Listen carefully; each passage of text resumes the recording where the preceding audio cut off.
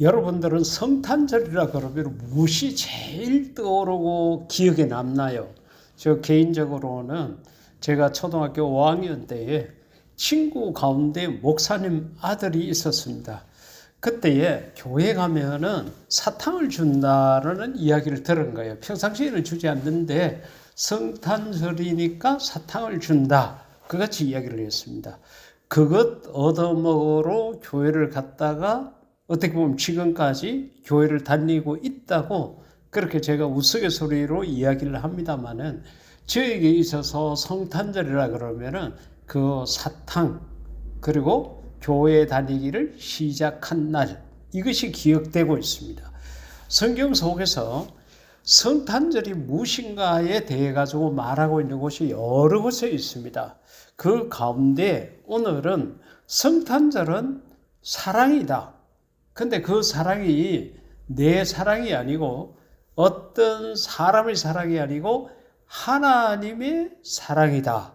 여기 대해서 생각을 해보고자 합니다. 그러니까 성탄은 무엇이냐 그랬을 때 바로 하나님의 사랑이다. 이렇게 말할 수 있다는 거죠. 제일 먼저 이것을 확정할 수 있는 것이 요한일서 4장 10절, 11절, 2절 말씀입니다. 사랑은 여기 있으니 우리가 하나님을 사랑한 것이 아니요 하나님이 우리를 사랑하사. 여러분 이거는 사랑의 순서에 대해서 이야기하는 거잖아요. 여러분들이 결혼하신 여러분들은 아마 두 사람 가운데 어느 한 분이 먼저 사랑을 고백하고 결혼을 제안하고 요청했다는 이야기죠. 프로포즈를 했다는 이야기입니다. 그런 순서가 있을 것입니다. 근데 이 요한이 하는 이야기 가운데 보면은 하나님이 우리를 사랑했다. 하나님은 거룩하고 위대하시고 존귀하시고 말로 다 표현할 수 없는 그런 귀한 분이죠.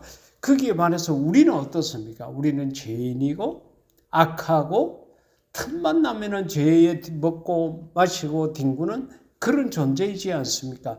감히 하나님하고 우리하고 비교할 수가 없습니다.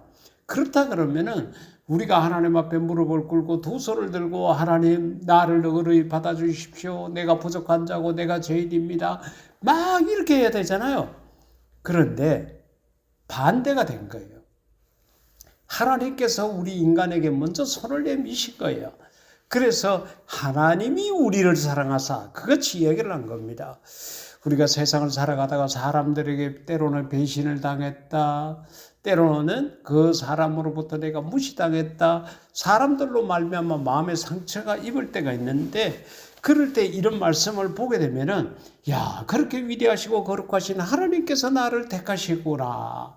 하나님께서 나를 예정하셨구나. 이걸 우리가 생각한다 그러면은 하나님이 나에게 너무도 귀한 선물을 주셨다. 이걸 생각하고 그 어려움, 그 상처를 극복할 수가 있습니다.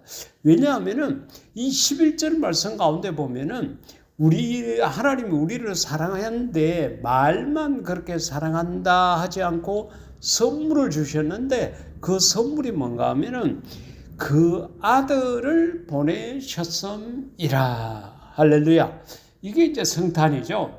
하나님께서 보내신 아들 예수님이 이 땅에 오신 날, 그날이 성탄절이지 않습니까?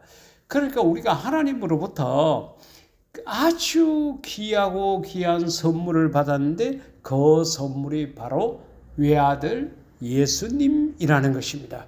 우리가 아들을 키우다가 장성해서 군대 2년 동안 보내는 것만 하더라도 우리가 부모 입장에서는 힘들어하고 괴로워하고 될 수 있으면 거기 보내지 않으려고 하는 그런 발부둥을 치는 모습이 있지 않습니까?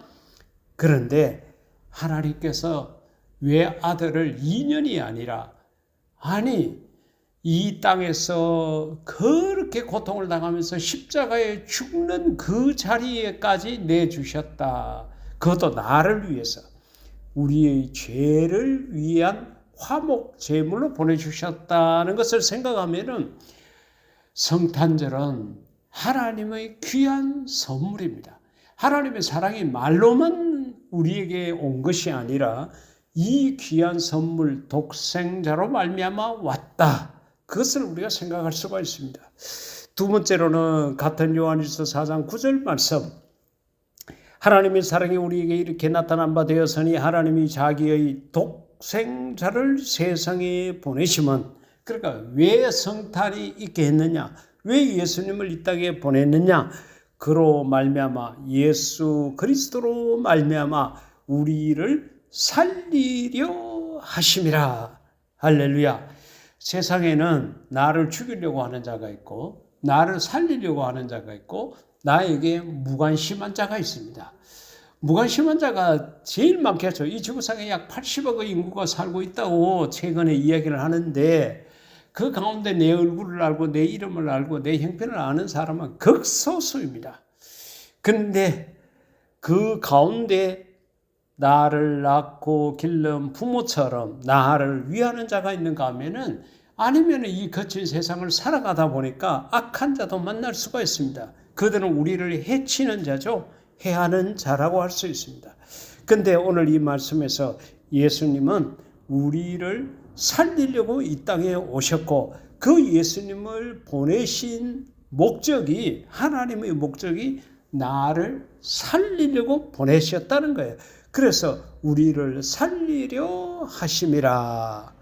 독생자를 세상에 보내시면 그로 말미암아 우리를 살리려 하심이라. 이같이 말씀을 하신 거예요. 그렇습니다. 우리를 살리려고 예수님을 이 땅에, 이 험악한 땅에 보내셨다는 거죠. 그렇기 때문에 우리는 성탄에 정말 감사할 수밖에 없는 거죠. 사랑은 살리는 것입니다. 악하고 더러운 원수 마귀는 우리를 죽이려고 그러죠. 우리를 해치려고 그러지 않습니까? 그런데 하나님께서는 우리를 살리려고 하십니다. 그냥 힘이 닿는 데까지 살리는 것이 아니라 외아들을 이 세상에 보내서 십자가에 달려 죽기까지 만들면서 우리를 살리려고 한다는 거죠. 요한복음 8장 9절 이하 말씀 가운데 보면은 간음하다가 현장에 붙잡힌 여인의 이야기가 나옵니다. 사람들이 그를 예수님 앞으로 데려오고 다 손에 돌을 쥐고 돌로 이 간음한 여인을 율법에 따라 쳐 죽이려고 한 거예요. 그런데 그들을 향해서 예수님께서 하신 말씀, 우리가 너무도 잘 아는 것처럼 너희 가운데 죄 없는 자가 먼저 돌로 치라, 그렇게 이야기를 했는데 아무도 결국은 돌로 치지 못하고 나이 든 사람으로부터 양심의 가책을 느껴 어른으로부터 젊은이까지 하나씩 다 그 자리를 떠나갔다 그랬습니다. 그리고 나중에는 예수님과 그 여인만 남았는데 예수님께서 그 여인에게 하시는 말씀, 나도 너를 정죄하지 아니하노니. 할렐루야. 여러분, 예수님은 우리를 비판하고 판단하고 정죄하고 심판하실 권한이 있는 분이에요. 우리는 그런 권한이 없습니다. 우리는 서로 사랑하고 정말로 잘못했다고 고백하면 용서해주고 이런 것들이 우리에게 있지, 우리가 비판, 정죄, 판단, 심판할 수 있는 권한은 없습니다. 그런데 우리가 때때로 그런 자리에 앉게 되죠. 그런데 예수님께서는 그런 권한이 있음에도 나도 너를 정죄하지 않는다, 이같이 말씀을 하시고 그 여인을 돌려보내신 거죠. 그렇죠. 그 여인을 살리신 겁니다. 그렇습니다. 하나님의 사랑은 우리를 살리는 것입니다. 그리고 하나님의 사랑은 외아들처럼 가장 귀한 선물입니다. 이 성탄 절기를 시작하면서 우리의 마음속에 성탄은 무엇인가 그랬을 때 바로 이 두 가지를 생각하면서 바로 하나님의 사랑이다라는 것을 다시 한번 확인하고 이 사랑 안에서 오늘 또 승리하며 살아가는 그런 저와 여러분이 될 수 있기를 인류 최대 멋쟁이신 예수님 이름으로 축복합니다. 아멘.